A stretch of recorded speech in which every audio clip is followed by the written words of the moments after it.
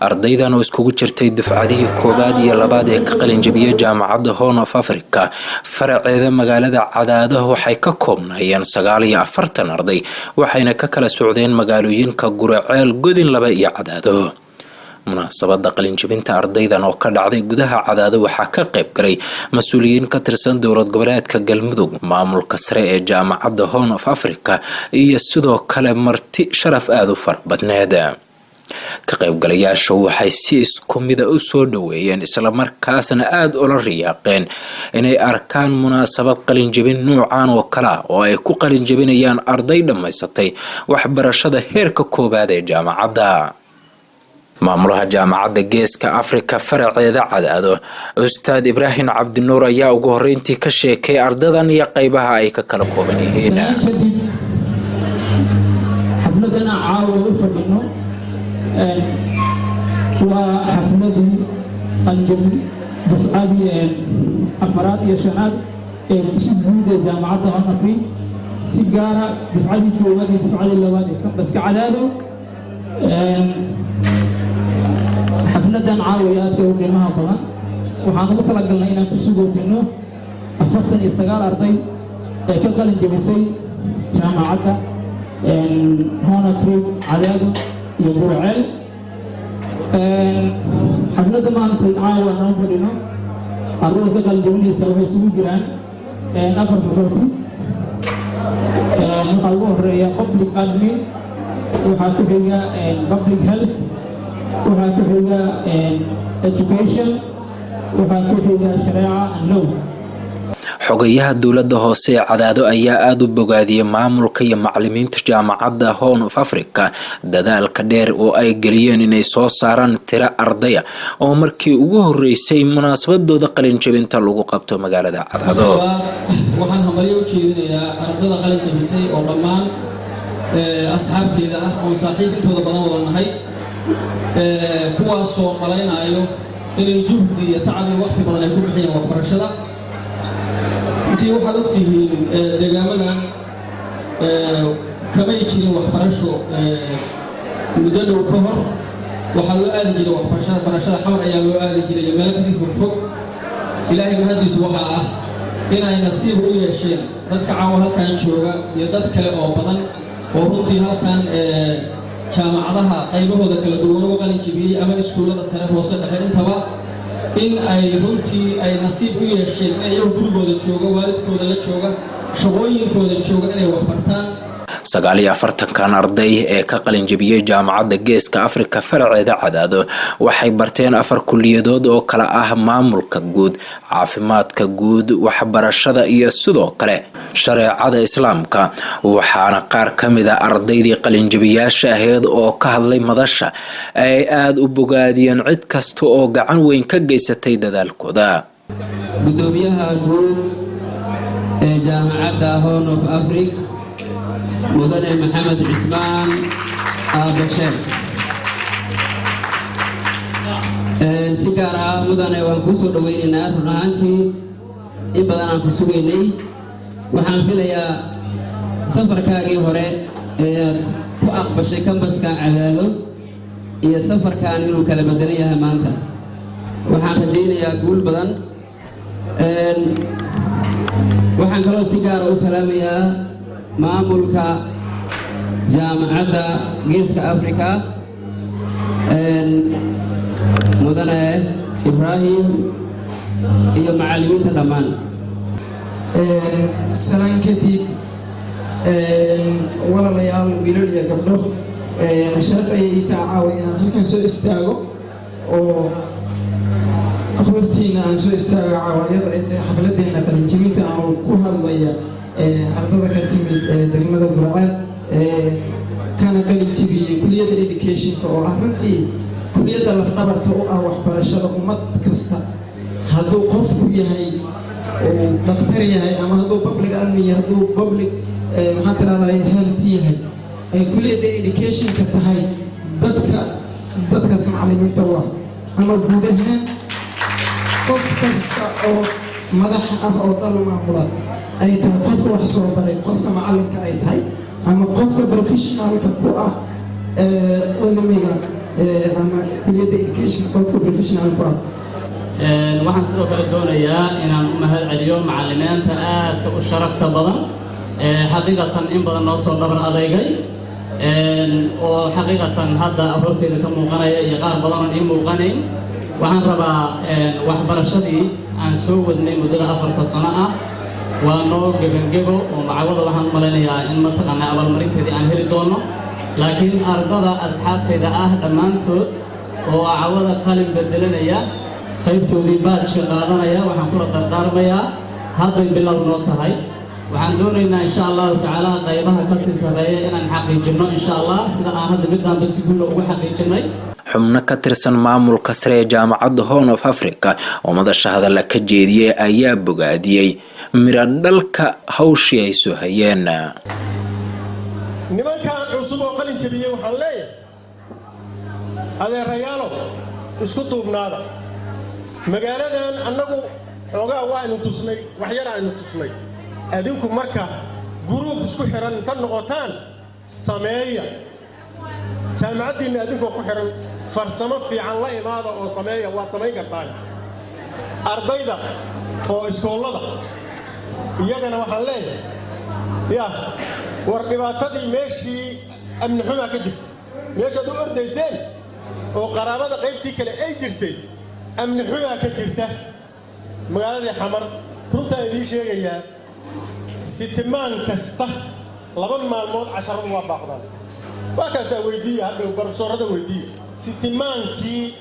2 maalmood casharadu waa baaqanayaan sababtoo ah waddadii al xira waddadii markii la xirana ardaydu waa laabanayaan jaamacaddiina waa la fasaxaa khalaas waa lagu gala tegay caawa runtii intaas hal kelima raba insha Allah tacaala oo kooban inay dhahdo dhammaan waxaan ku raadayay ka soo qaybgalayaasha iyo martida waxaan ku raadayay xafladan quruxda badan dhammaanteena noo ah runtii sharaf iyo ciisi noo ah waxaan ku raadayay taasoo ah runtii inaan hambaliyayo ardada qalin jabinaysa oo khaasatan ka kala yimid waxaan ku raadayay Burcaaliyo Cadaado kambaska jaamacadda Cadaado waxaan ku raadayay ka qalin jabiyay taasoo noo ah runtii miradhalka jaamacadda Horn Africa qaangaarka jaamacadda Horn Africa inay maanta jaamacaddii ay waxaan ku raadayay miradhalkii laga sugayay feeskii koowaad waxaan ku raadayay ka ay jabiyeen waxaan ku raadayay class of 2018 class 2019 maanta inay nala joogaan inay qalin jabiyaan waxaan aad ugu faraxsanahay maanta ardadii aan sibisroonka markii bilaabay aan qornay inay maanta qalin jabinayaan oo maxaan ku raadayay ardada Burcaal ka timid anigu ana ahay ardadii ninka registrationka la sameeyay maanta ay nala joogaan waxaan ku raadayay iyagoo deegaankooda ka shaqeynaya waxbarashada qiimaha kala duwan ka shaqeynaya inay nala joogaan aad iyo aad ugu faraxsanahay runtii qaar ka mid ah suugaanleydii ka soo qayb galay munaasabadda waxay soo bandhigeen oraah ay kaga hadlayaan ahmiyadda ay leedahay dadaalka jaamacaddu ay bixisay oonkiyo haraadkan qabniyo hiiftinagu tiilay aqoon yaridanagu hoobatiyo heerkay nala gaartay sidaa nolo shawga hoos marniyo baakinkan hanaan rumaagtiya madowgii jiriyo hooskina hor yaalay hadafkaan lahayn iyo kolkaas hogoga noo muuqday hurdadii nahaysiyaaqdhigii hoos u foraraa waa laga hayaamo allah noo harkacay guule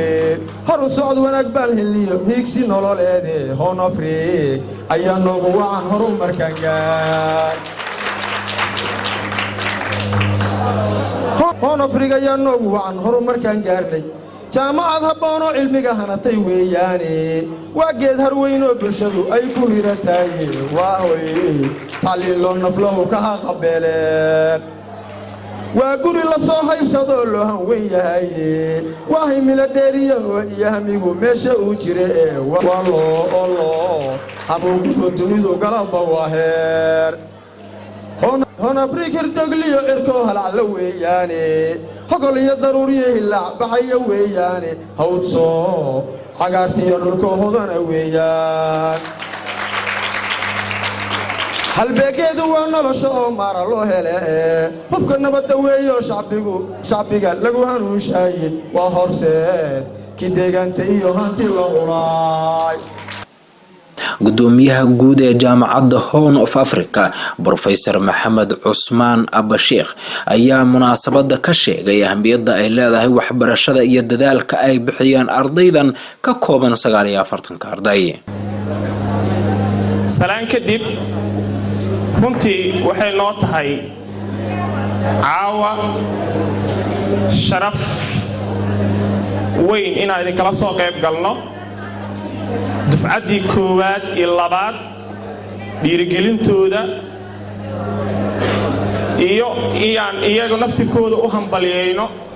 u imaano dhiirigelin iyo garab istaag u muujinno waxay noo tahay sharaf waxay sharaf u tahay dhammaan galmudug waxay sharaf u tahay reer Cadaado oo dhan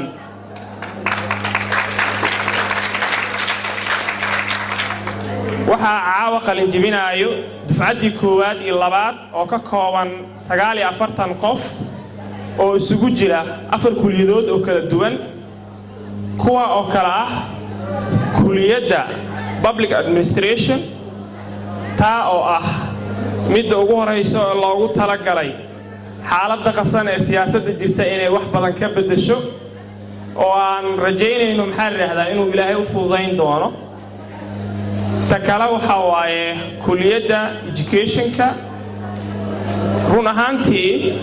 waa kuliyad aad iyo aad muhiim ugu ah bulshada khaasatan deegaanka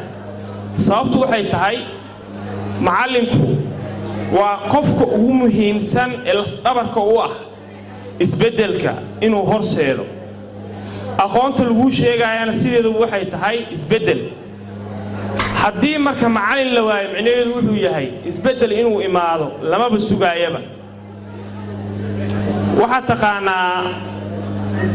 Uncle Merkel gabadha xukunta Jarmanka ayaa waxa la weydiiyay Jarmanku markii laga hadlayo wadamada reer Yurub wuxuu ka mid yahay wadamada xagga birta iyo farsamada ugu sareeyo ayuu ka mid yahay motorada iyo baabuurada iyo waxay leeyihiin shirkado aad iyo aad looga dambeeyo xagga baabuurka iyo farsamooyinka waxa la weydiiyay su'aal ah wadanka Jarmalka inta mushaar qaadato waxa ugu lacag badan macallin maxaa sidaas loo sameeyay ama sharcigaas maxaa lagu gaarsiiyay in macallin uu noqdo qofka ugu lacagta badan inta mushaar ka qaadata ama dawladdu ay bixiso wadanka Jarmalka waxa weydiinayo marka dad ka socdo ama dhaqaatiir ah ama injineer ah ama duuliyaal ah ama siyaasiyiin ah noocay doona ha noqdaan su'aalahaas la weydiiyay markaas waxay ugu jawaabtay ma waxa iga sugaysaan adigoo ah injineer iyo adigoo ah dhakhtar ama adigoo ah xirfad kasto ay yeelato ama lawyer ahaaw waxa wax ku soo baray macallin ma waxa aragtaa marka macallinkaaga inaad ka mushaar badato aad ka weynaato aad ka sareyso kadibna aragtid inaad heer gaartid suuragal ma wasiir ku-xigeenka wasaaradda warfaafinta dhaqanka iyo dalxiiska dowlad goboleedka Galmudug Cabdiraxmaan Jaamac Afrax Heelos iyo sidoo kale wasiiru duulaha wasaaradda arrimaha gudaha dowlad goboleedka Galmudug Cumar Maxamed Diiriye Cumar Guureeye ayaa gabagabadii munaasabada hambalyo iyo bogaadin u diray ardayda qalin jabisay. fursad qaaliya waa markii ugu horeysay oo munaasabad caynkan oo kala ah aan ka soo qayb galo qaybna aan ka noqdo waxay ii tahay fursad qiimo badan inaan arko qalinjabiyaal qurux badan oo xiran dharka ama astaanta lagu yaqaano arday qalin jabinaysa waa habeenkoodii waxaan leeyahay hambalyo waa qalin badalateen hamigiina wuxuu markaa ku wajahan yahay haddana inaad ka fakartaan ama horey aad uga fakarteen ay dhici karto inaad ku dhiirataan in master degree aad qaadataan oo aad kala doorataan mar kale kulliyadaha ardada qalin bedelatay ee reer Cadaado iyo reer Gurceel ee nacaawo dabaaldegooda iyo farxadda aanu la qaybsanayno baada saxaafadda ciidamada amniga suugaanleyda abwaanada sida runta caawa anigu halkan dareen badan ugu dhaliyay gabayada xambaarsanaa qiirada kala duwan noo soo jeediyey dhammaantiin assalaamu calaykum waraxmatullaahi wabarakaatu aad iyo aad baan ugu faraxsanahay caawa inaan xafladdan qiimaha badan oo quruxda badan aan ka soo qayb galo si runta waa xaflad aad u qiimo badan waa xaflad halkaan aanu farxadda kula wadaagayno ardada qalin bedelatay ee reer Gurceel iyo reer Cadaado ee jaamacadda Horn of Africa kambaskeeda Cadaado aad iyo aad baan markaa u bogaadinaynaa horumarka iyo qalin beddelashada ay gaareen waxaan leenahay dadaalkiina hore u sii wada